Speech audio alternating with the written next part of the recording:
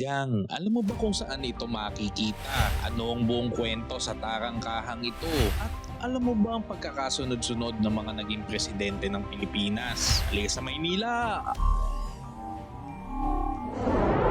Sa kanlurang bahagi ng Intramuros, may isang tarangkahan na itinayo noong 1603 bilang isa sa 8 pangunahing pasukan ng lungsod. Sa huling bahagi ng ika-18 siglo, pinalawak ito sa ilalim ni Gobernador General Jose Vasco y Vargas. Nagkaroon ng 2 silid bilang dagdag na depensa. Ngunit noong 1945, sa gitna ng Battle of Manila, tuluyang winasak ang tarangkahan upang makapasok ang mga tropang Amerikano. Naiwan lamang ang mga silid at guho ng pader.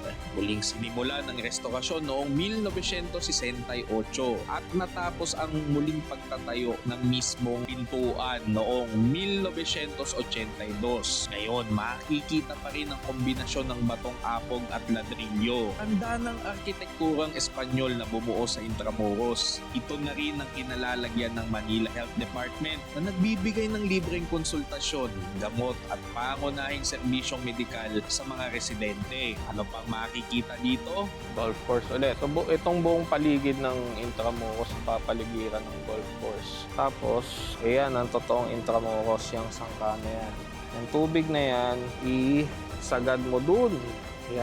Yan ang totoong Intramuros. Nilapatan na lang nila ng lupa yan. Itong Philippine President's Mural o Galeria de los Presidentes de la República Filipinas. Makikita ang nakaangat na mga larawan. Kita mo na rin dito yung pagkakasunod-sunod nila. So, Aguinaldo, which is yung traidor daw. Dapat nandito si Bonifacio. Dapat si Bonifacio ang totoong unang pangulo ayon sa ilang historian. Ako naniniwala ako doon.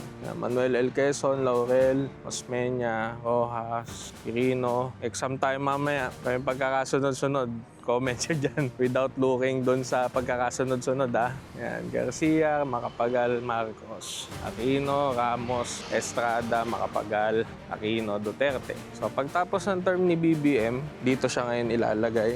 Ang hindi ko alam kung i-adjust ba nila ulit na iuusog doon para pumagit na yung mismong plaka. Kamukha naman nila. Dahil ako mismo ay nalilito sa pagkakasunod-sunod nila at kabisado ko naman ang pangalan nila, gumawa ako ng mnemonics. Traidor, Trapo, Puppet, Tuta, 100, Korap, Dedo, Olats, Mabagal, Diktador, Housewife, Tanda, Kweteng, Sorry, Abnoy, DDS, Bangag.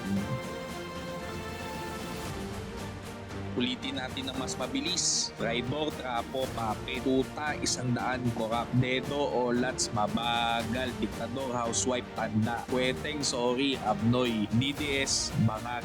Mas madali kasi sa akin ang palatandaan ng kanilang dungis o kapintasan. Yung mga karaniwang nagawa nilang kabutihan ay makikita din naman sa aklat at internet. Silipin nyo na lamang para lang sa akin mas madali ito tandaan. Ang makasaysayang tarangkahang ito kung saan katabi ang President's Mural ay ang Puerta de Santa Lucia. Like, share, and subscribe para sa mas marami pa nating saysay sa ating kasaysayan.